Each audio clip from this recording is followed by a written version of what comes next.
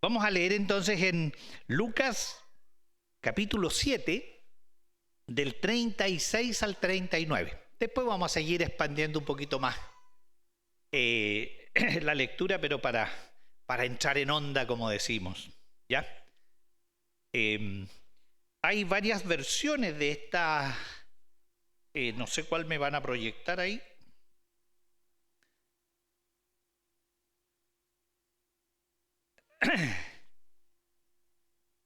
Yo les voy a leer una que está en la Biblia de estudio de Dios habla hoy.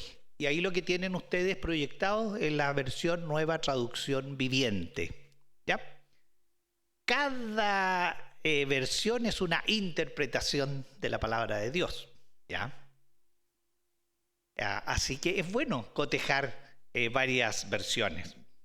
Y dice así: un fariseo invitó a Jesús a comer. Y Jesús fue a su casa. Estaba sentado a la mesa cuando una mujer de mala vida que vivía en el mismo pueblo y que supo que Jesús había ido a comer a casa del fariseo, llegó con un frasco de alabastro lleno de perfume. Llorando, se puso junto a los pies de Jesús y comenzó a bañarlos con lágrimas. Luego los secó con sus cabellos, los besó y derramó sobre ellos el perfume. El fariseo que había invitado a Jesús, al ver esto, pensó: si este hombre fuera de veras un profeta, se daría cuenta de qué clase de persona es esta que lo está tocando. Una mujer de mala vida. Tengamos un momento de oración. Señor, gracias por tu palabra. Gracias por las múltiples traducciones y versiones que tenemos de ella. ¿A quién iremos si no es a ti? Tú tienes palabra de vida eterna. Señor, abre nuestro corazón, abre nuestro entendimiento hacia tu palabra.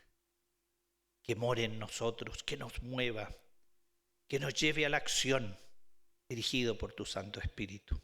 En Cristo Jesús. Amén. La arrogancia. ¿Qué tiene que ver la arrogancia con el pasaje que leí? ¿Ven alguna relación? Fíjense que en un libro muy lindo de Timothy Keller, El autoolvido, que recomiendo que lo lean, ¿ya? Él se pregunta y dice: ¿cuál es la causa de la mayoría de los crímenes y de la violencia en el mundo? ¿Por qué se maltrata a las personas y se abusa de ellas? ¿Por qué los humanos somos tan crueles? ¿Por qué el hombre, en definitiva, hace cosas tan malas? ¿Por qué somos tan malos? La pregunta en realidad. Tradicionalmente, es decir, desde mucho tiempo atrás, los filósofos, tanto humanistas, los religiosos, fíjense, de diferentes fe, por decirlo de esa manera, atribuían que el problema mayor que tenía el ser humano, fíjense ustedes, era la arrogancia. Hubris, la palabra griega. Bueno, yo no sé griego, pero estoy citándolo ahí para darle más caché a la cosa, ¿no? ¿Ya? La arrogancia. ¿Qué significa eso? Tener un concepto demasiado alto de uno mismo. Y tradicionalmente esta era la razón a la que se atribuía el mal comportamiento de las personas. ¿Ya? Pero ¿qué ha ocurrido en nuestra cultura moderna? ¿Por qué la gente se porta mal? ¿Por qué la gente hace cosas malas? Fíjense que no le atribuimos nosotros a esto. ¿Qué pensamos? ¿Por qué los delincuentes delinquen? Y los de cuello y corbata. ¿Por qué? Fíjese que tradicionalmente decimos entonces que en nuestra cultura hablamos de como un concepto diferente para explicarnos las cosas. Y eso demuestra lo alejado que estamos muchas veces de la palabra de Dios. La base de la educación contemporánea, la manera en que tratamos a los prisioneros encarcelados, los cimientos de la legislación actual y el punto de partida incluso de la terapia moderna son exactamente opuestos a este punto de vista tradicional. ¿Cuál es el problema del ser humano? Nuestra creencia hoy en día, y ya que está presente en todo nuestra psiquis, en nuestro inconsciente colectivo, es que las personas se comportan mal a causa de una falta de autoestima. O sea, exactamente lo contrario a la arrogancia. Te falta amor propio, te falta más orgullo. ¿Cierto? Eso decimos. Es decir, las personas tienen un concepto demasiado bajo de sí mismos. Pobre gusanito, ¿cierto? Que soy, ahí está la canción del gusanito, ¿se acuerdan? El gusanito. Ya, pobre de mí. Pero pongan atención. Tim Keller cita en este libro a una psicóloga, Lawrence Latter, que ella escribe un libro sobre el problema de la autoestima y lo publica, y hay un comentario en el New York Times y dice: no hay ninguna evidencia que la baja autoestima sea un gran problema en la sociedad. Qué bueno, a los que tenemos baja autoestima no le hacemos mal a la sociedad entonces, como se nos dice. En el artículo menciona 3 estudios que se habían publicado recientemente acerca de este tema y que habían llegado habían llegado a esa misma conclusión. Es decir, el problema del ser humano no es la baja autoestima. Las personas con una autoestima alta suponen una amenaza mayor hacia aquellos que tienen una autoestima baja. Sentirse mal con uno mismo no es la causa del problema. Pero en nosotros está arraigada la idea de que la razón por la que hay drogadicción, crímenes, delincuencia, maltrato de género y todo lo que ustedes leen en el diario, lo explicaríamos porque esas personas tienen baja autoestima. ¿Qué hay que hacer entonces? Subirle la autoestima. Entonces fíjense que eso nos lleva a un problema. ¿Por qué? Porque victimizamos al que tiene el problema. Pobrecito. Pobrecito. Hay que reconocer que la teoría del mal comportamiento por baja autoestima es muy atractiva. No hace falta que hagan ningún tipo de juicio moral para tratar con los problemas entonces de estas personas. ¿Cómo le vas a decir que además es malo? Que lo que hizo está mal. Pero si ya viene traumatizado el pobre por una baja autoestima.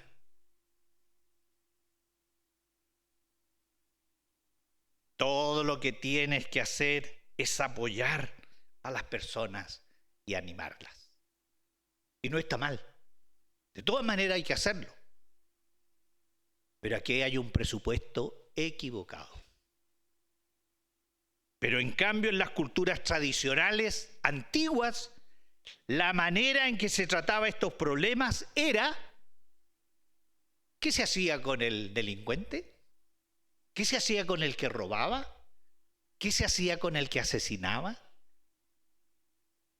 Y todavía se hace, con aquel que trafica drogas, con aquel que comete una estafa. ¿Qué se hace en los países orientales con esas personas? Lo menos que se hace es que se les corta una mano.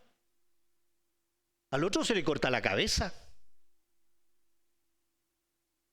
¿Saben ustedes cómo Hong Kong eliminó la delincuencia y la drogadicción en Hong Kong?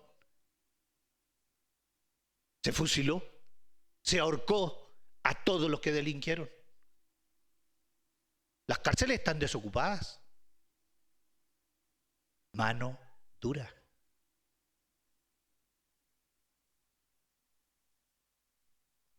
Yo no voy a ser candidato a ninguna cosa, por si acaso. Estoy citando a Tim Keller. No se entusiasmen.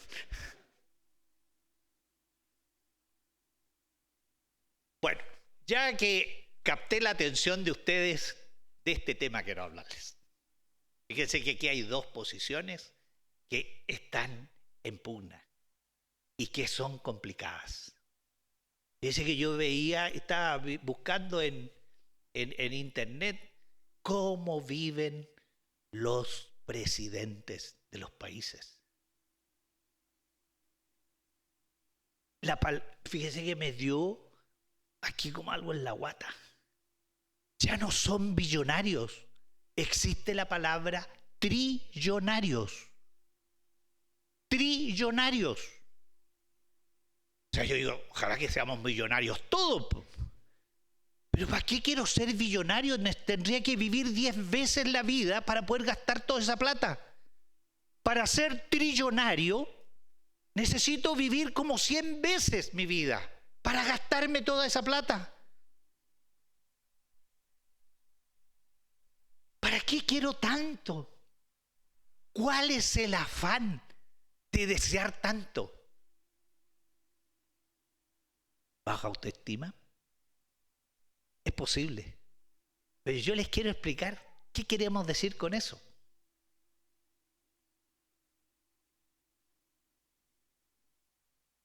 Este presidente que no quiere soltar del país del norte, que todos ustedes saben,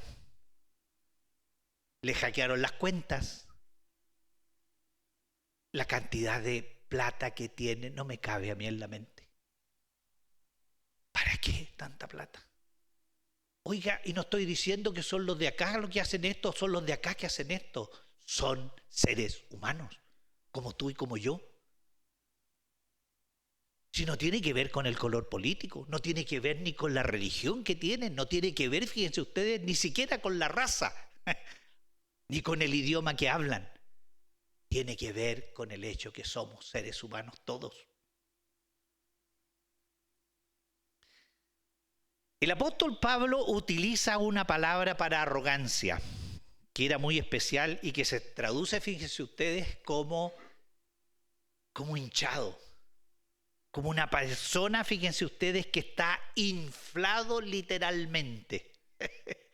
El arrogante, entonces, Pablo la utiliza 5 veces, esta variación de la palabra arrogancia, que significa una persona hinchada, como que no puede respirar por lo hinchado que está, como que se va a reventar. En la expresión, fíjense ustedes, ¿ya? De ahí viene la palabra fuelle. ¿Qué es lo que es un fuelle? Para inflar, un bombín, en buenas cuentas. Y es muy gráfica, trae a la mente una imagen dolorosa de un órgano del cuerpo humano que se llena de aire, que está hinchado en exceso porque se ha bombeado demasiado aire en su interior. Tanto aire que se está a punto de explotar. Hinchado, inflamado, con un tamaño fuera de lo normal. Y esta, dice Pablo, es la condición natural del ego humano. Entonces, ¿qué se hincha en nosotros? ¿Qué se infla en nosotros? El ego. Bueno, yo me pregunté, ¿qué será el ego? Ahí lo fui a buscar. ¿Qué es el ego de una persona? Ese viene del latín. Y la palabra ego significa yo. Egoísmo. Girar sobre mí mismo, sobre mi yo. Pero en la psicología, los psicólogos en real mal las cosas de repente, ¿cierto? Hasta ahí estamos todo bien clarito. Ego significa yo.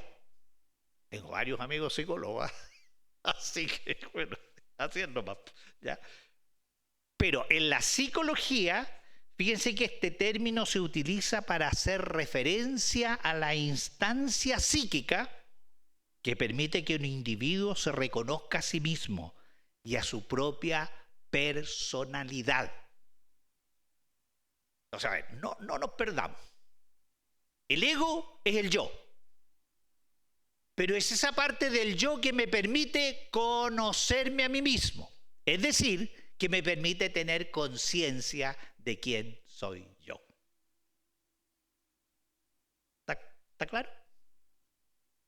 Es la conciencia de sí.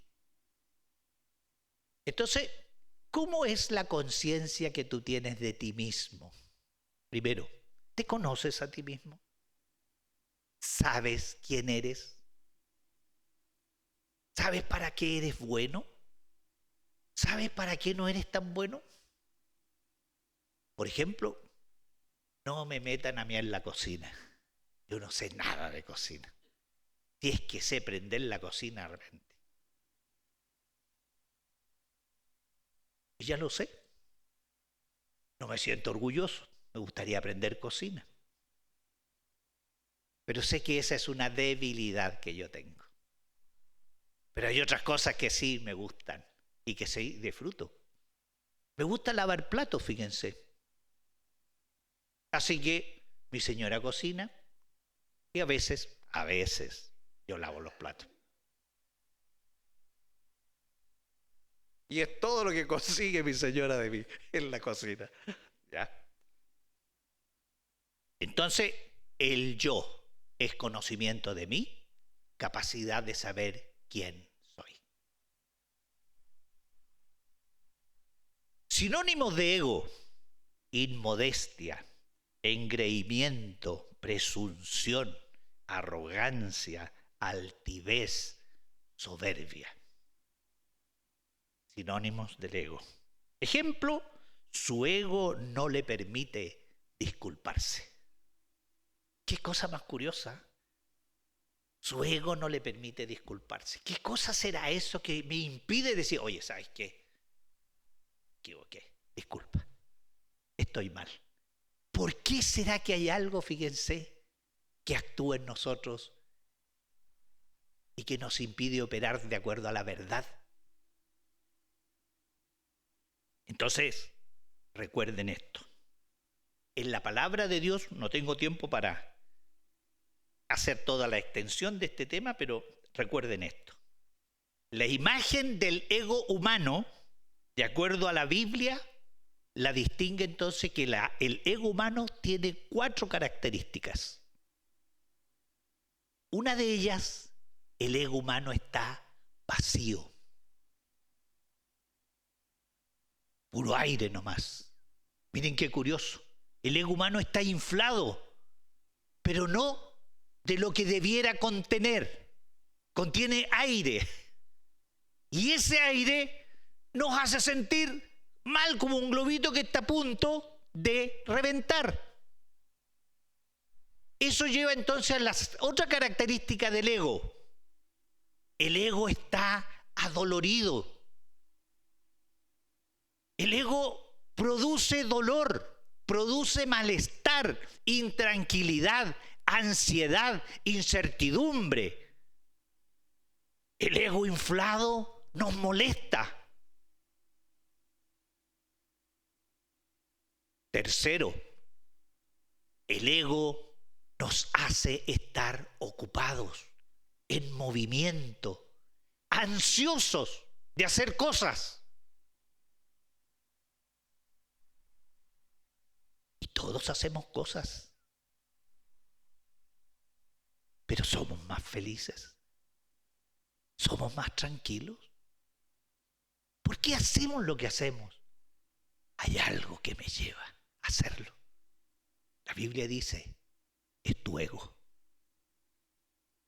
Y en cuarto lugar, la palabra de Dios dice que el ego es frágil. Es delicado. Es lo más delicado que tiene el ser humano. Su ego.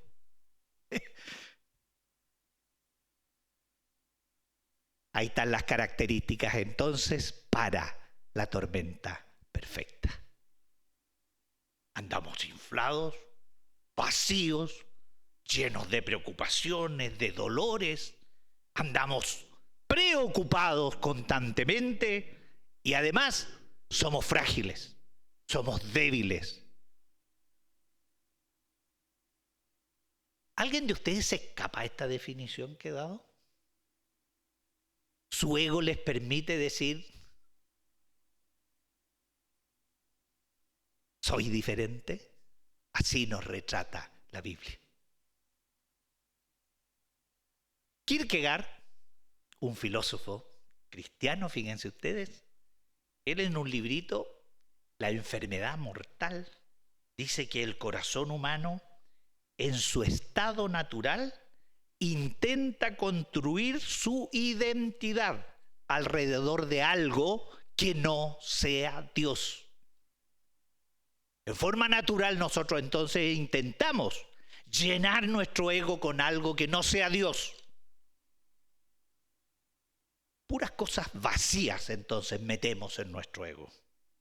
El orgullo espiritual es la ilusión de que somos capaces de llevar las riendas de nuestras vidas, de alcanzar el valor que creemos poseer y de encontrar un propósito lo suficientemente grande como para no tener que contar con Dios. Ya, Señor, espérame, sí, yo puedo. Yo puedo. Soy inteligente, tengo plata o tengo, qué sé yo, contacto, en fin, todo lo que nos decimos. Cualquier cosa que no sea Dios será algo que siempre será demasiado pequeño para llenar ese vacío.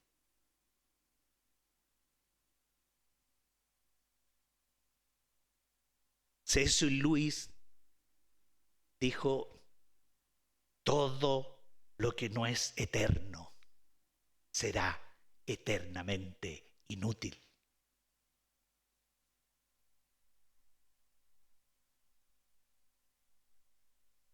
¿Con qué llenas ese vacío?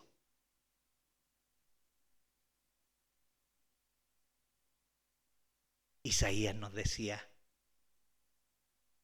ya se aburrieron de venir conmigo. ¿Se cansaron? ¿Con qué se van a llenar entonces? Vayan, busquen a ver cómo les va. Vengan conmigo. Llénense conmigo. El ego dilatado con todo aquello que no es Dios duele, está hinchado. Como una parte del cuerpo que se enferma reclama nuestra atención. No me doy cuenta que tengo mano hasta que me duele la mano. Hay algo consciente, ¿cierto? Aquello que duele reclama atención. Así pasa con el ego. Constantemente está reclamando atención. Nos hace pensar en nuestra apariencia y cómo nos tratan los demás. Y el otro día no me saludó mi vecino. ¿Saben el chiste del martillo, cierto? Ahí se aplicaría. Sentimos algo que se llama entonces el ego herido, que se expresa por nuestros sentimientos de frustración, indignación, vergüenza, etcétera, etcétera. El ego nunca está contento. Siempre está llamando entonces la atención. Eso lo lleva a estar constantemente ocupado haciendo dos cosas en particular: Fíjense que el ego me lleva entonces a estarme comparando con los demás. Y además me hace ser arrogante. ¿Qué significa? Como me comparo con los demás, me inflo cuando siento que soy mejor que el otro. C.S. Lewis nuevamente, en el libro que les recomiendo que lean, Mero Cristianismo o Cristianismo y nada más, dice que el orgullo es por naturaleza competitivo. El orgullo no obtiene placer por el mero hecho de poseer algo, sino solo por el de poseer más que el vecino. Decimos que la gente está orgullosa de ser rica, inteligente o guapa. Pero eso es mentira, no es así. La gente está orgullosa de ser rico, más inteligente o guapo siempre que los demás. Siempre nos estamos comparando. Si todos los demás llegaran a ser igual de ricos, inteligentes o guapos, no habría nada del por cual estar orgulloso. Este orgullo y arrogancia nos lleva a hacer cosas para mejorar nuestro currículum personal y ganar más puntos que los demás, de esa manera sacar ventaja frente a los demás. Y lo último que decíamos, que el ego es frágil. Como está a punto de reventar, el ego es como un globo que se puede, en cualquier circunstancia de la vida, y a veces por cosas tan mínimas, desinflarse o reventar. Por eso que exageramos tanto cuando nos pasan a llevar. Por eso que el complejo de superioridad y el complejo de inferioridad son básicamente lo mismo. Ambos son el resultado de estar demasiado hinchados. Muy bien. A la luz de estos conceptos, leamos nuestro pasaje. ¿Qué les parece? Yo he descubierto cosas maravillosas en el Evangelio. Qué hermoso. Qué belleza más grande tenemos en estos personajes que la palabra de Dios nos muestra. Un fariseo invitó a Jesús a comer y Jesús fue a su casa. Ustedes saben quiénes eran los fariseos. ¿Cómo estaban los egos de los fariseos? Hinchaditos. Yo soy mejor que este, yo no lo hago así, yo no soy mujer, yo soy esto otro, yo diezmo, yo hago cosas. Estoy lleno, pero a la vez vacío. Estaba sentado a la mesa cuando una mujer de mala vida que vivía en el mismo pueblo y que supo que Jesús había ido a comer a casa del fariseo, llegó con un frasco de alabastro lleno de perfume. ¿Cuánto vale un frasquito de perfume en ese tiempo? Fíjense que podía costar, fíjense, el salario de toda una vida. Era algo extraordinariamente caro el perfume. ¿Van entendiendo?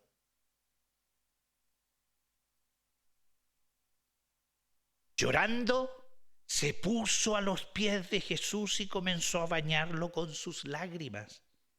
Luego los secó con sus cabellos, los secó y derramó sobre ellos el perfume. El fariseo que había invitado a Jesús al ver esto, pensó: esta persona no da los gramos para el kilo. Si él supiera quién es este.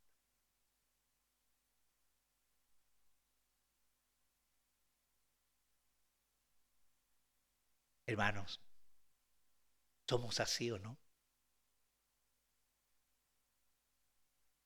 Nuestro ego. Estamos inflados.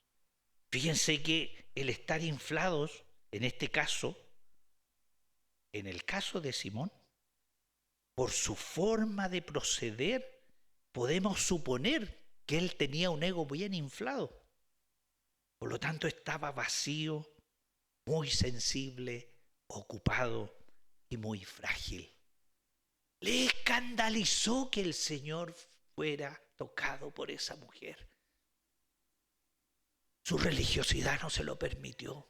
Quedó escandalizado. Bueno, y habían otros más que estaban ahí, que también quedaron escandalizados. La fragilidad de nuestro ego no nos deja ver, fíjense ustedes, cómo Dios opera en la vida de las personas. Los fariseos que tuvieron acceso a Dios y su palabra revelada en la Torá, hicieron de ella una especie de competencia quién cumplía más y mejor con los preceptos de Dios. Y se olvidaron de llenar sus corazones con Dios mismo. Lo llenaron con tantas cosas, pero fíjense qué curioso, dejaron afuera a Dios. Mientras más hinchado, más vacíos entonces. El querer competir con los demás le llevó posiblemente a invitar a Jesús a su casa para poder ponerlo a prueba. Pero su conducta no fue más adecuada frente al Señor. Su ego le impidió ver al invitado de lujo que tuvo en su casa, al Rey de Reyes y Señor de Señores. ¿Qué pasaría si ustedes, en las circunstancias de Simón, después se enteran, tuve al Hijo de Dios en mi casa? No lo vi. En cambio, la mujer, de la cual se nos da el currículum de ella, es una mujer de mala vida, conocida en el pueblo. Vivía allí. Pero ¿qué hace esta mujer en contraste con Simón? Fíjese que esta mujer también tenía un ego inflado. Pero ¿qué le ocurrió aquí? Luego se desinfló. Se puso a los pies del Señor, comenzó a lavarle los pies con sus lágrimas, luego los secó con sus cabellos, los besó y derramó sobre ellos el perfume que tenía en un frasco de alabastro lleno de perfume. No fue la última cosita, fue el perfume que probablemente ella había guardado para una ocasión especial. Ella percibe el corazón amoroso del Señor y llora a sus pies.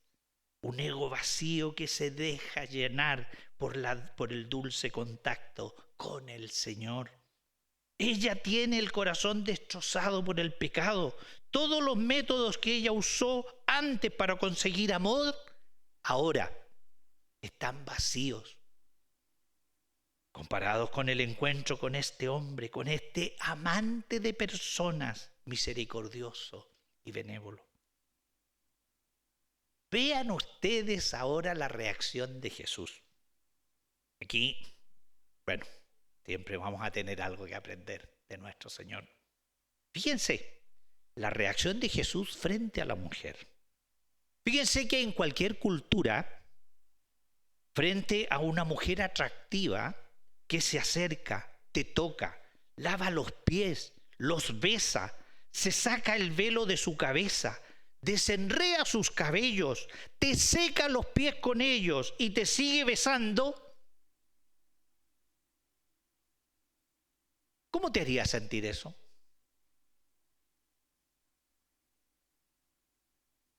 Incómodo, ¿eh? Sería muy incómodo. Recuerden ustedes que en ese tiempo se recostaban a la mesa. La mesa estaba y las personas estaban recostadas con los pies entonces hacia afuera. ¿Ya? Esta mujer llega con su perfume. ¿A dónde está el Señor? Y antes que le digan nada, se metió mi chica ahí, se pone a llorar. No puede dejar de llorar. ¿Y qué hace? Lo que ella sabía hacer.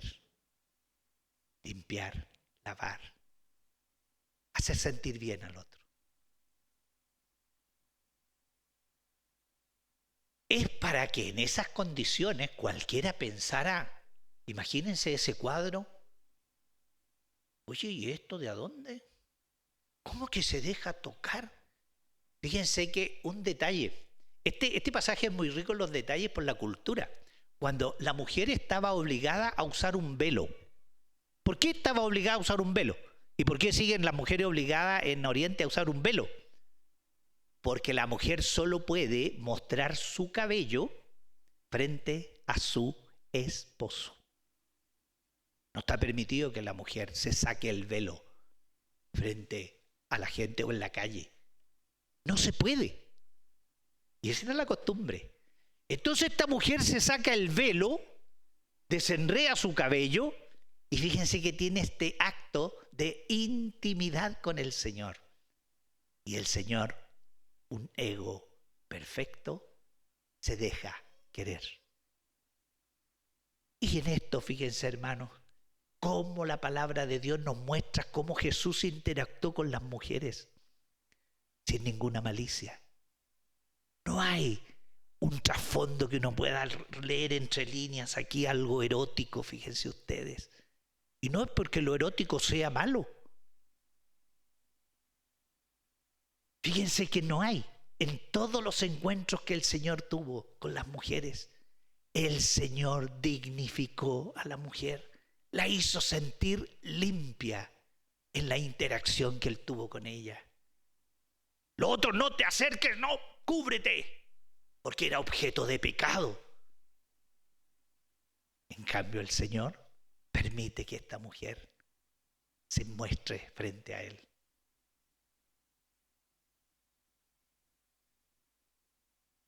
Con razón, los demás se pusieron incómodos, su propio ego no les permitió.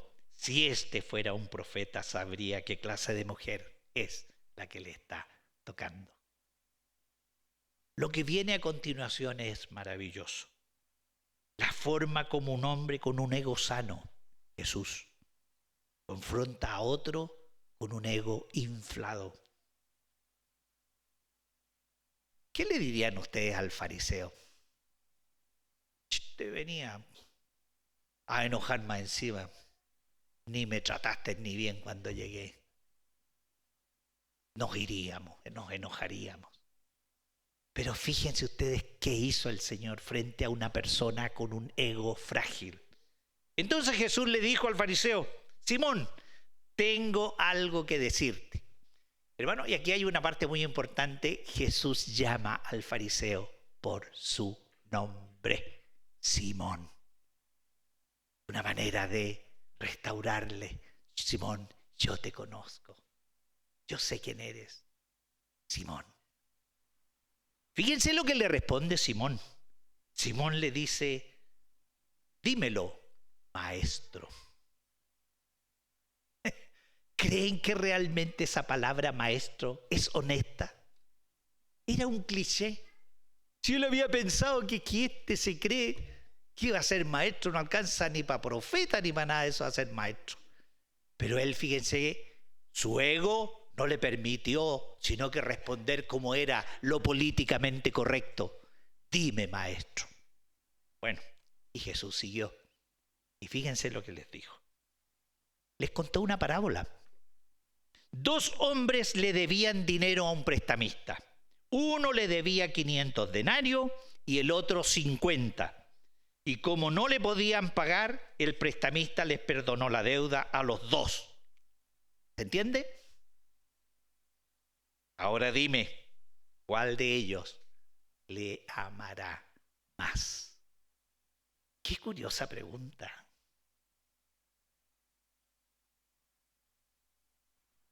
No es cuál le estará más agradecido, ¿eh? ¿Cuál le amará más? Bueno, dijo este hombre con su ego hinchado, esto es como sumar 2 más 2, 4, es obvio. Simón le contestó, me parece que el hombre a quien más le perdonó. ¿Qué les parece a ustedes esta actividad o este ejercicio que el Señor hace con Simón? Lo trata con cariño, con amor. Fíjense ustedes. Jesús cuando cuenta esta parábola para ayudar a que Simón vea que él necesita tanto perdón como esa mujer. Desconsideradamente Simón desatendió darle la bienvenida a un rabí muy conocido al no ofrecerle agua, un beso de bienvenida y aceite, que era lo que se usaba en ese tiempo. Omitir esta gentileza era dar a entender que Jesús estaba por debajo de Simón. Él había empezado a juzgar a Jesús antes de que Jesús entrara caminando por la puerta de su casa. Su arrogancia moral le impidió ver a Jesús, le impidió ver a la mujer y le impidió, fíjense ustedes, verse a sí mismo. Su orgullo es tan horrible como la prostitución.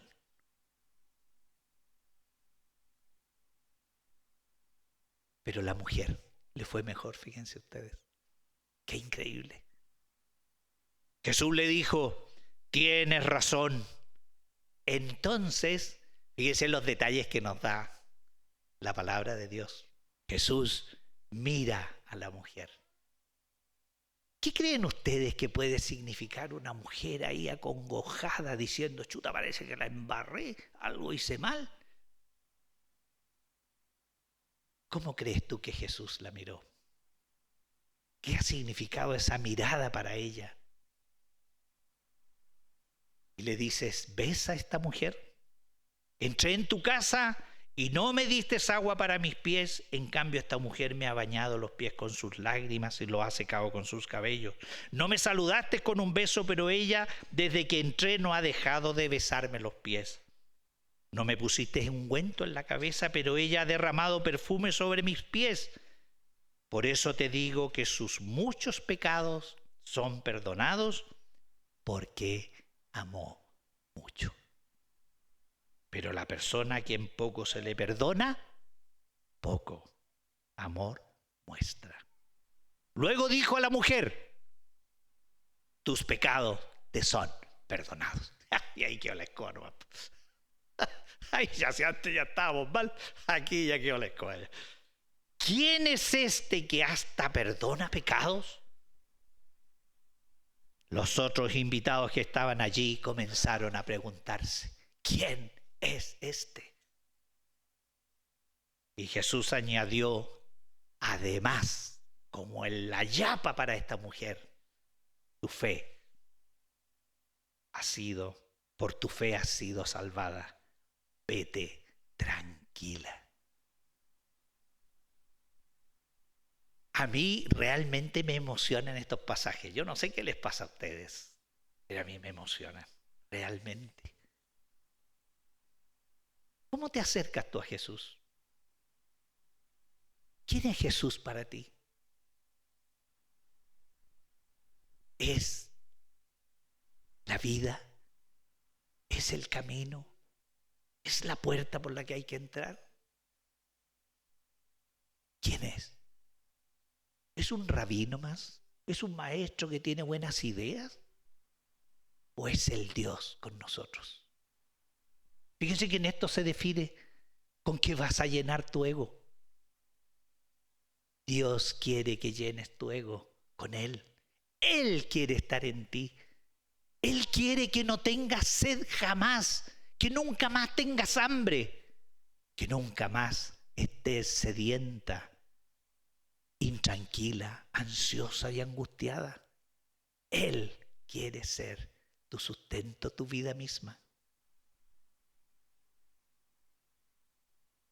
La persona que como Simón tiene un ego inflado, tiene un gran vacío que ha intentado llenar con muchas cosas, solo para tener un buen currículo frente a los demás y frente a Dios. La mujer llega al Señor con un ego desinflado, lleno de dolor y de pesar, pero está más dispuesta a ver al Señor como lo que Él es. Y vean ustedes cómo el Señor le dio lo que realmente puede llenar un ego. Le dio su presencia, su salvación El resultado de un ego lleno del Señor es que dejo de competir con los demás. Me alegro por lo bien que le va a los otros. Veo a los demás como superiores a mí mismo. Me dejo de juzgar a mí mismo y dejo de juzgar a los demás.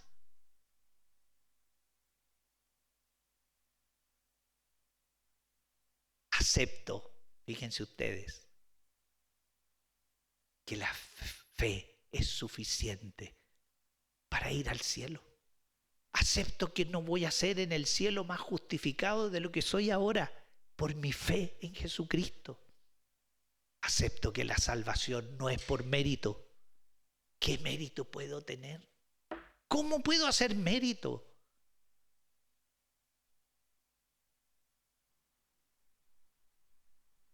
Con el Señor puedo gozar de paz y tranquilidad y puedo aceptar su gracia inmerecida con su perdón humilde. Fíjense ustedes, con un corazón humilde y arrepentido.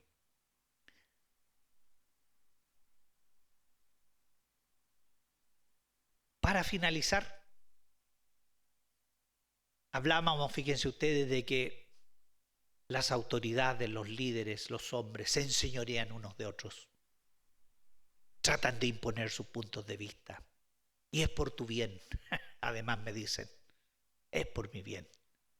Fíjense ustedes que tenemos que orar al Señor por líderes, por autoridades, cuyo ego esté desinflado más bien, más que inflado. Que tengan un ego sano. Y no hay nada mejor para la enfermedad del ego que el Evangelio. Por eso que nuestra misión, fíjense, sobre este mundo no ha terminado. Todavía como iglesia seguimos, fíjense ustedes, predicando el Evangelio de Jesús. Que vengan a Él, porque no van a salir defraudados. Pónganse mi yugo, dijo el Señor. Déjenme enseñarles, porque yo soy humilde y tierno de corazón. Y encontrarán descanso para el alma. Firmado Jesús. Mateo 11, 29.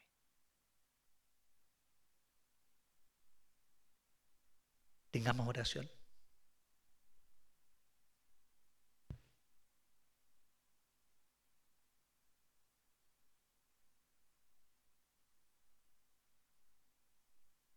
Señor, te damos muchas gracias. Gracias por tu palabra. Gracias, Señor, por el despliegue tan maravilloso que vemos en ella, de cómo tú actúas frente a nuestras debilidades, frente a nuestro orgullo, frente a nuestro ego inflado. Señor, queremos pedirte humildemente que nos sanes. Queremos ir a ti con arrepentimiento de corazón, no confiando en nuestras obras, abriéndonos, Señor, a lo que tú quieres hacer y estás haciendo con nosotros.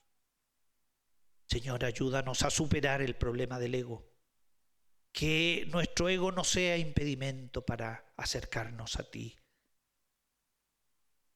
Señor, sánanos, danos paz y tranquilidad y ayúdanos a ser fuertes en ti para tu honra y tu gloria. Cuídanos esta semana, Señor. Prospéranos. Ayúdanos a gozarnos con los que se gozan y a llorar con los que lloran. En Cristo Jesús te lo pedimos. Amén.